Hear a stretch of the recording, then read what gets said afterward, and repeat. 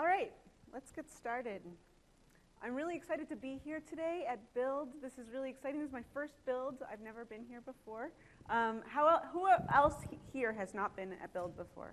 Oh, quite a few people. Okay, cool. We're all enjoying this and learning about this together. Okay, so I have a challenge for you first. I want you to all take out your phones and hold them in your hands. Okay, you got them? All right, pass your phone to the person who's closest to you. And swap. You can do it.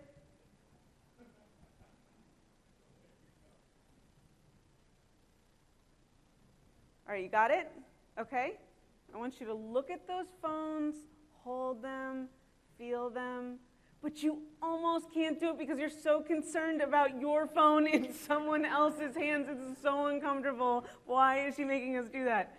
Oh my God. So the reason we feel this way is because we live so much of our lives in this digital space. Those phones become an extension of ourselves. Pete Smart makes this point when he talks about designing for human-computer interaction, and he's focusing a lot on the device. And we're going to talk about this too, but we're going to talk about more about how these devices and how these systems that we set up digitally affect our lives. If you haven't given your phone back, you can give your phone back now. Everybody already did. It's too uncomfortable to continue. There are a lot of different takes on how we live our lives increasingly online. And if you're in this room, if you're here, chances are that when we started to express ourselves digitally, you were excited. You thought about all the ways we could represent things online, what we could build and what we can make, and you were like stoked. And when we first started, we had GeoCities, which is like a bastion of creative internet explosion. It's like honestly the greatest thing in the world. We already hit the pinnacle of the web right when we started, like we can all go home now. We also had MySpace right at the beginning. People learned how to code through customizing their profile. And in doing this presentation, and everyone was friends with Tom. And in doing this presentation, I revisited my old one, which is like a time capsule to terrible bangs and old weird art pieces. I don't know why there's a photo of me in a bathroom. I guess it was a phase or something. Some of us wanted to be elite programmers, so good at programming that our fingers were literally on fire. We've all just like watched the movie Hackers, and that's why we got into programming. But whatever your impetus for starting was, the internet allowed us to share our lives and express ourselves in some of the most creative, unique, interesting, and bizarre ways that only human minds could imagine. But the only constant is change. And the more many people were online and the more we just disseminated all of our information online, we had to find ways that we could build, tag, sort, and analyze all of the data that we were collectively making. And as things got more complicated, what we started to realize is we were summations of these digital models. We could be summarized in just one way. These inaccuracies start to be reflected in the way that we're learning. People are using search engines rather than libraries or teachers to make sense of the world that we're inhabiting. They become our societies and our institutions. And tech can be so magical in this way, right? That is really why we're all here. But like anything that we express as programmers as magic, the more that it's magical, the more we can't see into ways that it might fail. I'm Sarah Drasner, known as Sarah Edo on Twitter, and I work for Microsoft. Yeah. And today's talk is called Live and Machine Learn. In this talk, we're going to explore some of the paradigm shifts that machine learning can bring. We're going to talk at first on a very high level about what machine learning is. We're going to talk about some genetic algorithms and really like at the base what it does. Then we're going to get a little bumming for a minute and we're going to talk about some ways that machine learning can fail. But we're going to bring it up again and talk about Vue.js and cognitive services and some of the ways that you can apply machine learning for forces that are good. We're also even going to talk about just building applications for good on the web. So let's talk on a high level about what machine learning is, and we'll kick it off with a quote by the guy who invented it. Machine learning gives computers the ability to learn without being explicitly programmed. So we're programmers, we're all familiar with if-then statements. So what if they get complicated? And I mean really complicated. So if you're building a program to understand that this is a pug and this is a kitten, you don't necessarily want to program every single dot and every single pixel inside of a pug to understand that it's a pug and then find that for every single pug on the planet. I mean, that's not how our brains work, right? So how would we do it? Well, you want to teach it a certain pugliness. You want your model to learn the essence of a pug. So in truth, there are a few ways of doing this. Sometimes, like in the example above, you can tag a set of data and your model will use this supervised data set to understand the difference between these pugs and these kittens. This is called supervised machine learning. But other times, we don't really know what we're testing. So if we ask the computer what these pugs would look like if they were bred together with a Stegosaurus, well, that's not really a thing. So we'd have to use a completely different process, and that's an unsupervised process. So let's dive into supervised for a minute because it's easiest to explain in the time that we have, and it's kind of common. And in truth, there are actually thousands of supervised algorithms, and the most common one is convolutional neural networks. But the easiest to explain is genetic, so we're going to start there. So let's build a simple toy model. In order to build a pug-kitten sorter, like you saw before, first we have to build an algorithm that builds algorithms. And it will do its best to do its best sorting.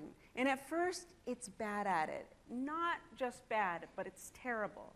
But we built another algorithm to check this process and to see which ones it got right and which ones it got wrong. The ones that are wrong get thrown away. And the ones that are right circle back to the builder. Now, this sounds hacky and imperfect, and that's because it is.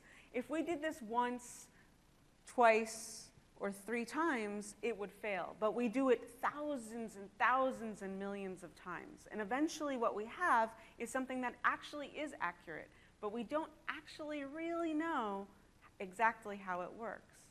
So we don't have a small amount of conditions either. We build up all the gradients that make up an eye, and then we pair that together with the presence of snouts. And in truth, that's actually how we made this Linnaean system of classification way back in the day, which is kind of like a human comprehensible system set up with some of these parameters. So the part of this that I want you to remember is this as we talk further today. That point where we check, you can see how that's a very important part of this. If we have the ability to check, we must do so and keep on checking. Another very important part is the type of data that we use. If I gave it only these pug pictures to be trained on, well, that would be true, right? These are pugs. But if I only analyze on this kind of data, you can see how it might fail when we find our one true pug. So let's explore some of the ways that we've failed with machine learning as a cautionary tale. And I'm calling this section, "The Road to Hell is Paved with Good Intentions," because none of these examples were sought out to disrupt society or anything. These are really good intentioned examples, but it's important that we look at them to kind of understand what we're building and what we're making and how it applies to the future.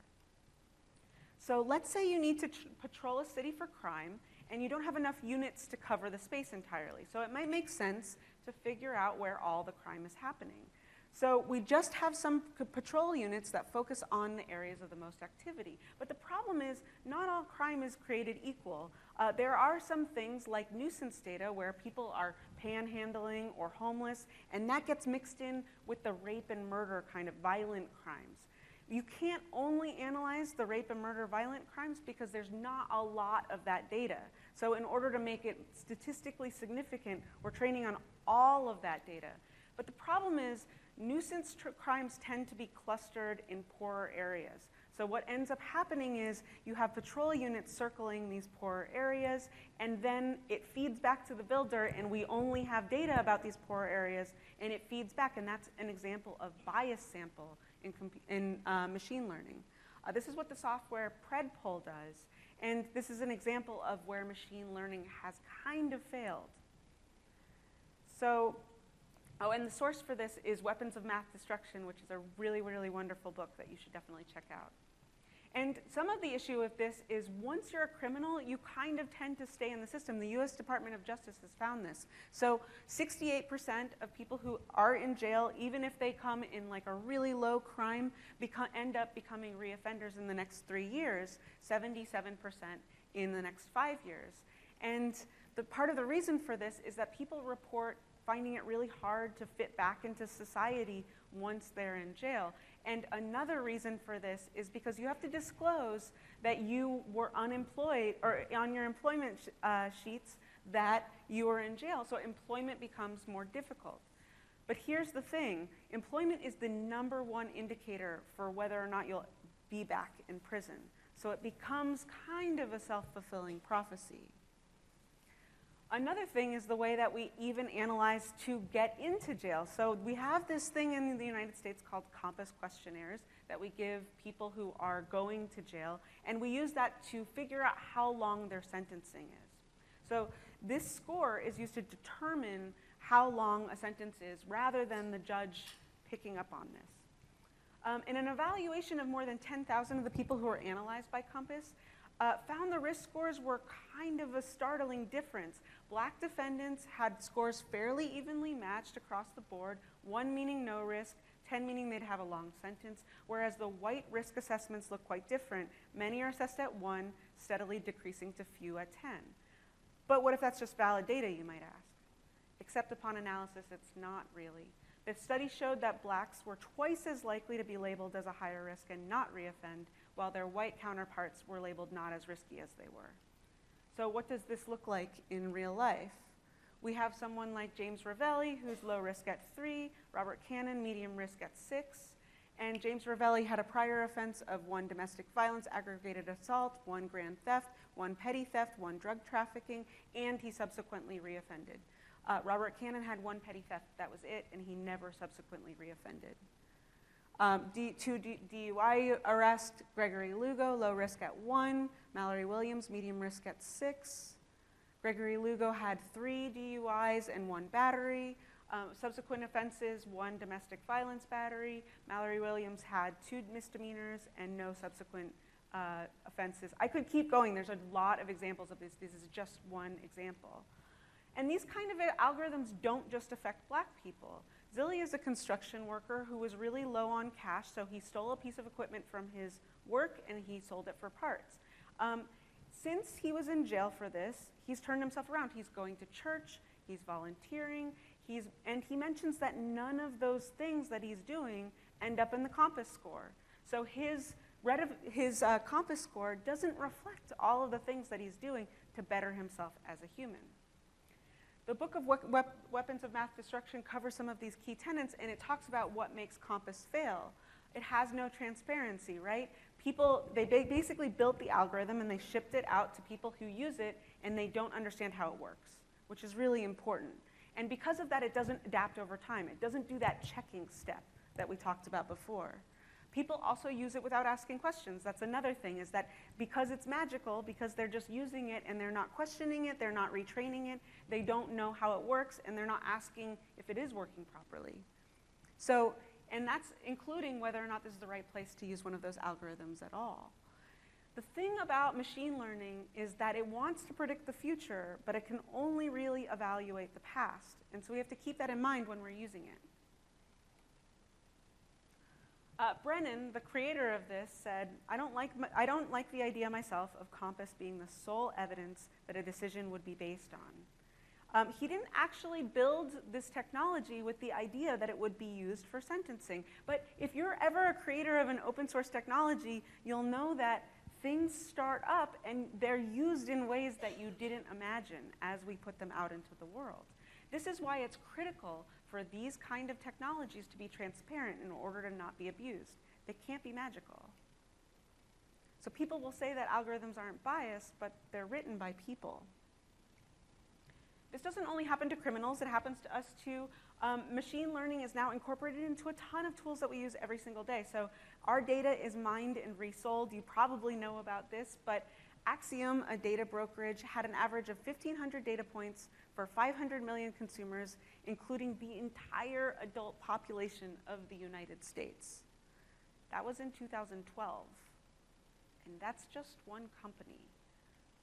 So when I used this Chrome extension called What Does Facebook Think About Me, I could analyze the ways that Facebook had tagged me in their system.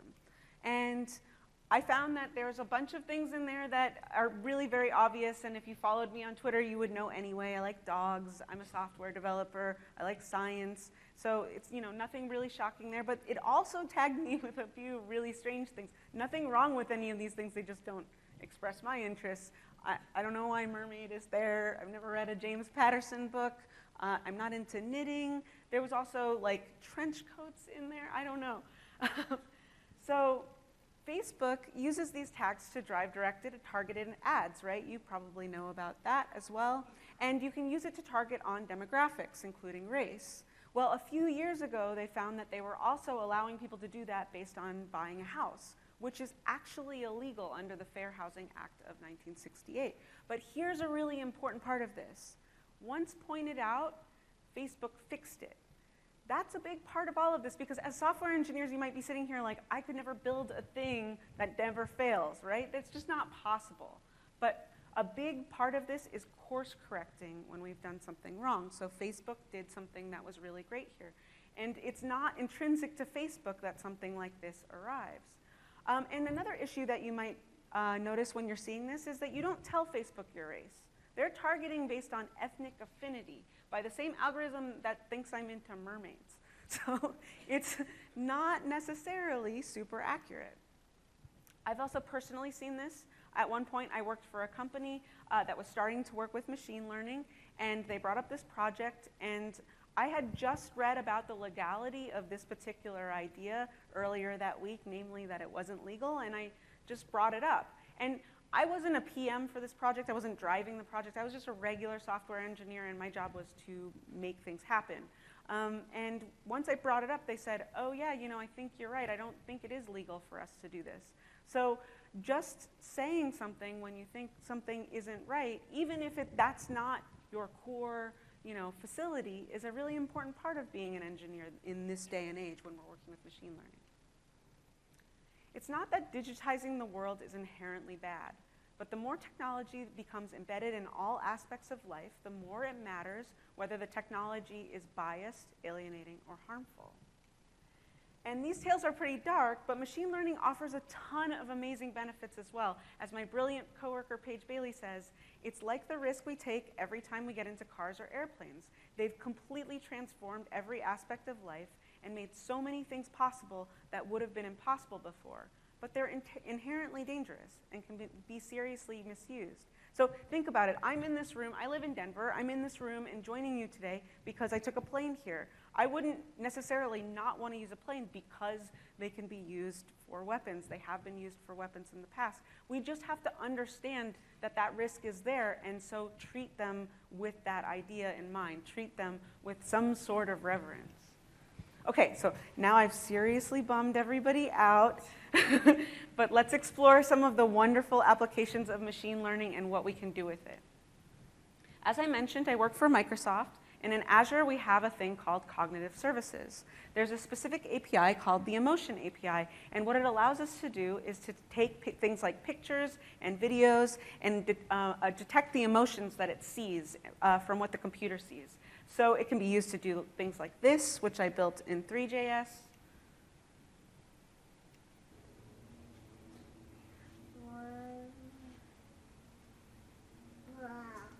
Wow. I got up there. Yeah, there's stuff up there, huh? Okay. So it might not have any other use case other than entertaining my 4-year-old stepdaughter, which can also be pretty magical, to tell you the truth, but let's put this to useful use. Okay, so what if we applied it to something that we really need online? So I was mentoring a blind woman, and she mentioned to me that it was really difficult for her when she was left out of the conversation on Twitter or other types of social media and even news sites because there were no alt text with photos.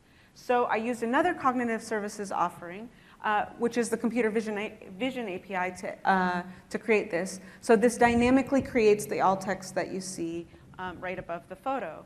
And just to show how this works, we're going to dive into some of the code for it really briefly. It's actually really easy to use. So if you haven't worked with Vue before, this is how we're calling this method on this component. You can see we have a change event that calls this file upload method. That could be named anything.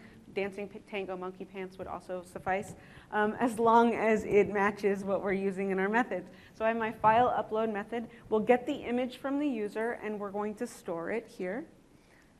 And then you can see here, we're doing a simple Axios call to the computer vision API, and it will return a blob of data that we can then use to analyze the image.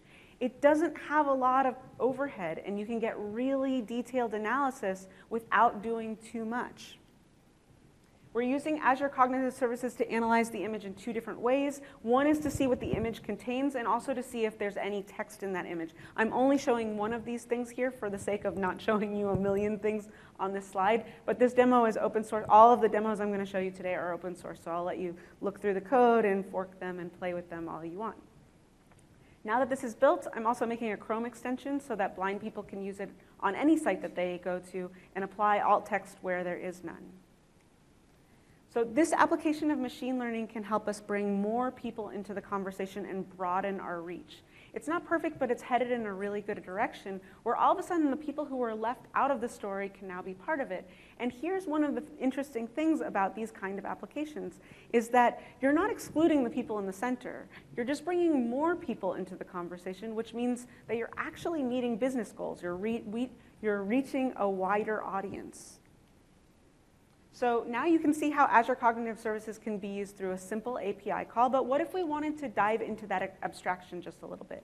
So I used a machine learning process called LUIS to build natural language processing, and we can actually train some models with LUIS, so it's actually pretty interesting. So we can use it for apps, bots, IoT devices, and in order to dive into the code, I'm going to first give you some context around why I think this can be really cool. So many years ago, I worked at the Field Museum of Natural History as a scientific illustrator and web developer, and I made sites for them.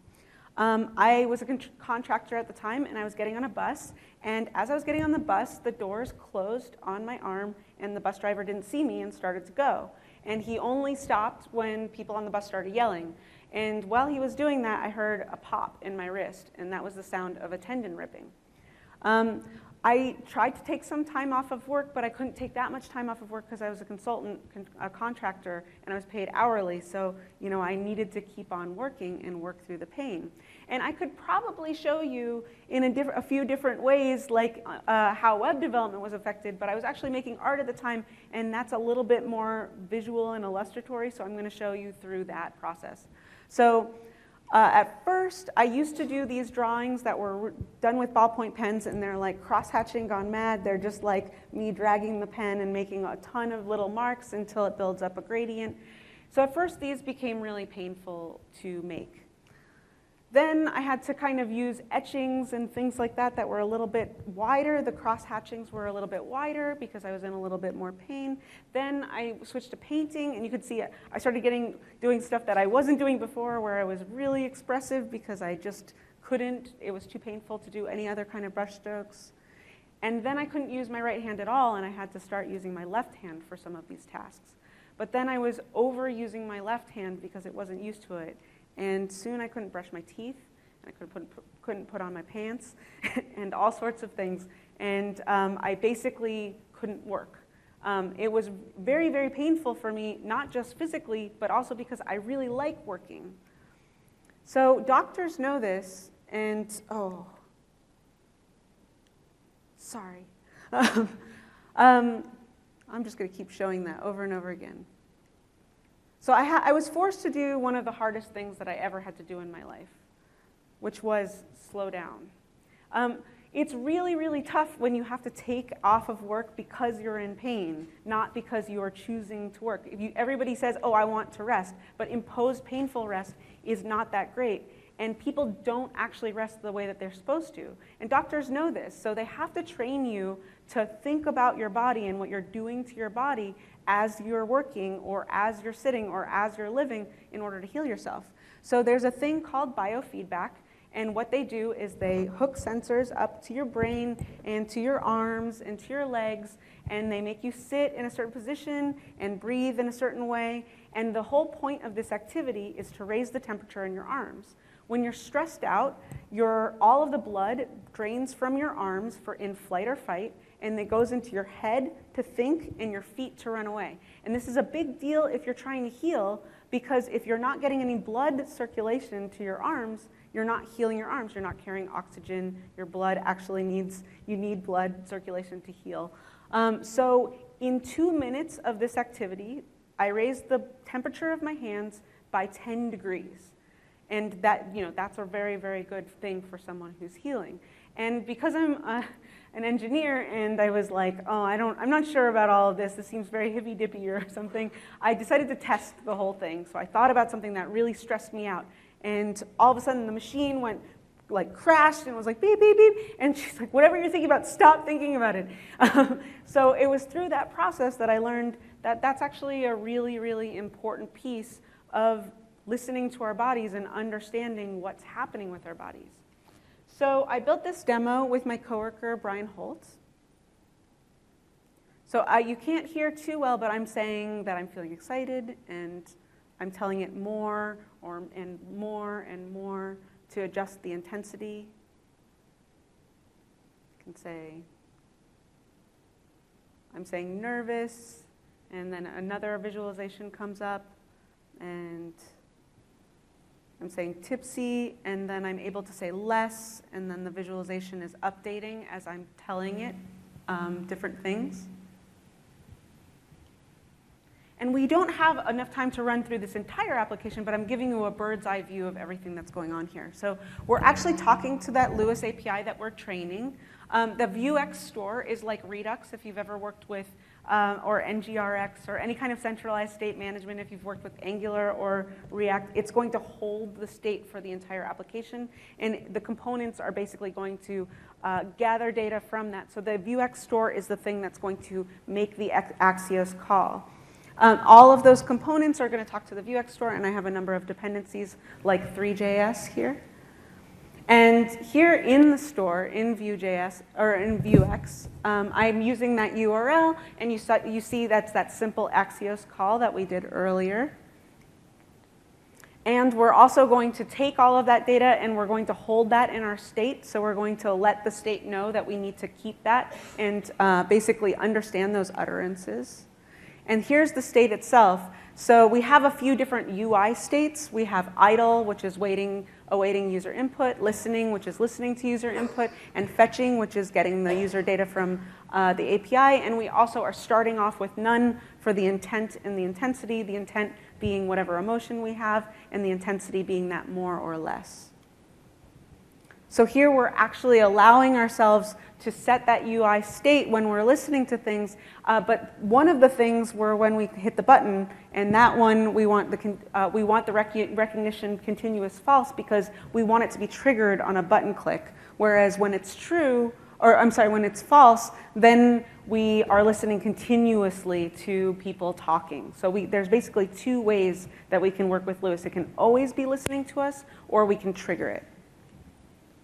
And here in the LUIS dashboard, here's how we're training those intents. So we actually have, they kind of suggest that you do like app.blank, app.blank for different intents. And then we also have the intensities, which are mapped separately, so I know how to distinguish between those two. So I have calm, excited, and you can see that I can really train it with anything.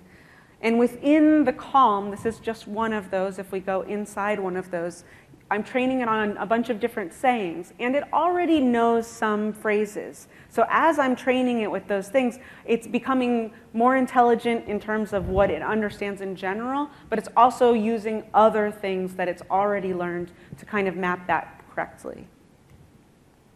So now we can change that. Mutations are the only way to change state in Vuex right now, so we're actually changing that counter that goes up and down, and we're going to use that counter in the Three.js visualization in Vue.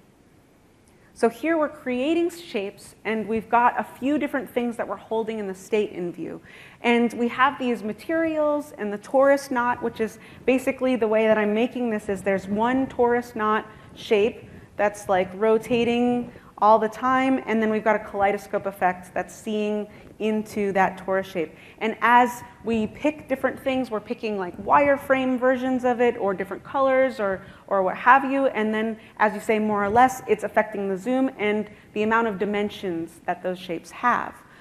So we're also, a lot of people take a Three.js visualization in Vue and they'll instantiate it, and then in order to change it, they'll remove it entirely and then add it again. But that's not very efficient. So I'm using buffer arrays here to make this more efficient. So we instantiate it once and then we update it. So here's how we're animating it. We're using request animation frame, which is similar to recursion in the way that it works. We're basically using it to call itself. And then if you're not familiar with Vue, we have this thing called watch. So there are different properties that were registered as dependencies. So anything in state or data is registered as a dependency on that component. And when we use watch, we're going to say to shape zoom, I'm watching this shape zoom. Anytime it changes, I want to plug into that. So Vue is a reactive framework, which allows us to have some hooks with which to observe things. And this watch allows us to dive into that abstraction. So anytime this updates or changes, we're able to change things. So when that shape zoom changes, we're going to reinstantiate the way that we use those create shapes with the buffer arrays. We're going to cancel the animation, and then we're going to restart the animation. And the repo is here if you want to dive into any of the code. Eventually, what we're going to do also is make it work with the Muse headband. It was important to not make it work with the Muse headband first because not a lot of people have those, but they're a meditation headband that actually exposes an API that you can use. And there is a person who made a repo that has a JavaScript port, so we can actually make it work so that you're not even having to use Lewis for that first part. It's just going to read and analyze your thoughts, create the visualization, and then you can talk to it with Lewis and update it, and then you're not using your hands at all in order to create these visualizations that are showing your mood. And there are other implications of ML in medicine. You saw some of them in the keynote, but there are some really, really cool ones out there. Sophia Genetics is training algorithms to diagnose diseases through DNA analysis. All4Cure is a social network for cancer patients where patients can enter diagnosis data and treatment so that it can be analyzed. This one is a really cool one to me because my fiance has cancer, so he can go in and write, you know, all of the things about his treatment, what type of cancer he has, and doctors can't read every study that comes out, and they can't analyze every single patient around the world. So when people go into the social network, what happens is the machine learning algorithm trains on all of the data from all of the cancer patients, and they find out what's being used most effectively. So they can find out what treatments are actually working for people and what treatments are not. And it can become a more intelligent way for doctors to have access to this information really quickly. HealthMap algorithm spotted an Ebola outbreak 9 days before the World Health Organization, which is a huge deal because they're exponential growths for these kinds of outbreaks. So if you're catching something like an outbreak 9 days before, you're saving a ton of lives. It will grow exponentially over those 9 days.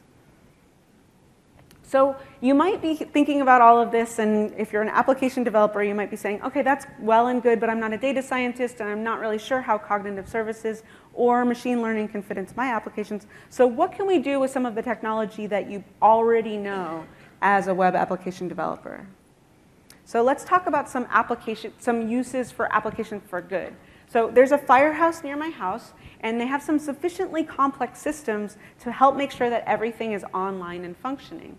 So I went out to their station and I learned to learn how everything works and asked and see if there's anything I could help them with.